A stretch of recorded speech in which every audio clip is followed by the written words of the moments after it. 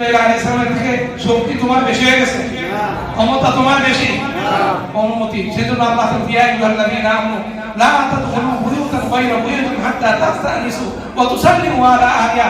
কোন বাড়িতে ঢুকবা আগে অনুমতি নাও, সালাম দাও। একবার সালাম দিছো, কোন আওয়াজ আসে নাই, দ্বিতীয়বার সালাম দাও, আওয়াজ আসে নাই, তৃতীয়বার সালাম দাও, আওয়াজ আসে নাই, তারপরে তুমি চলে আসো। দাও ঢোকার দরকার নেই। ঠিক কিনা বলে? এই হলো কোরআনী শাসন ব্যবস্থা। অনেকে বলে যে কোরআনে কোনো রাজনীতি নাই, কোরআনে কিছু নেই, এরপর তুমি কোরআন কোনদিন পড়ছো? মিরাজের রাতে আল্লাহ তাআলা সূরা বনী ইসরাঈল পড়েন, একটা সূরা পড়তে বলতেছি, সূরা বনী ইসরাঈল পড়েন, সূরাতুল আনকাবুত পড়েন।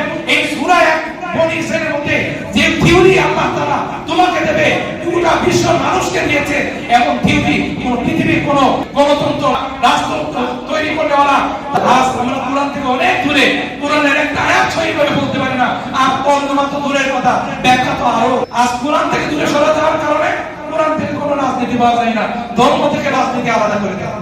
আলহামদুলিল্লাহ। আরে ভাই, দ্বীন, ধর্ম, ইসলাম এর মাঝেই তো সবকিছু। আল্লাহ তাআলা দিনকেই তো নবীকে পাঠাইছেন। এই জমি আসমান জমিন তো আল্লাহ তাআলাই বানাইছেন। আল্লাহ তাআলা নিজেরাই এই সব কিছু চলতেছে। সূর্য চলতেছে আল্লাহ তাআলার হুকুমে, জমিন চলছে আল্লাহ তাআলার হুকুমে, প্রত্যেকটি পশু পাখি যা কিছু দেখছেন সব কিছু আল্লাহ তাআলার হুকুমে চলতেছে। যখন হামলা আসবে, ওই হামলা থেকে বাঁচার জন্য বিভিন্ন পদক্ষেপ কোরআন পড়ে একটা আয়াত থেকে হাজার হাজার নকশা বের হয়ে যাবে। যেমন আমি বলছিলাম, ইমাম আহমদ রাহমাতুল্লাহি আলাইহি এক রাতে একটা আয়াত তেলাওয়াত করেছেন, একটা আয়াত থেকে 100 মাসালা ইস্তেমবাদ করেছেন। সুবহানাল্লাহ। মিয়া সাহেব, তুমি তো তেলাওয়াতে জানো না, তুমি কি বুঝবা? কোরআনের মধ্যে রাজনীতি নাই, ধর্ম থেকে রাজনীতি আলাদা।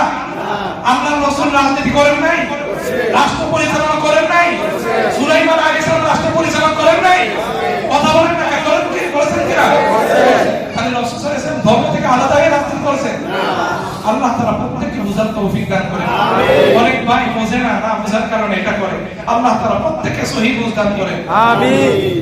কথা বললেই হুজুরের পিছনে রাখবেন লাগে, আমার পিছনে এক লোক দেবেন, আপনার পিছনে এই 4টা লোক 3টা লোক ফিরে যাবে। কারণ আমার মৃত্যুর মালিক আল্লাহ, তোমার মৃত্যুর মালিক আল্লাহ। তোমাকে আমি টার্গেট করে কোনো কথা বলি না। আমার আল্লাহ তাআলা আমাকে ওয়ারাসাতুল আম্বিয়া বানাইছেন।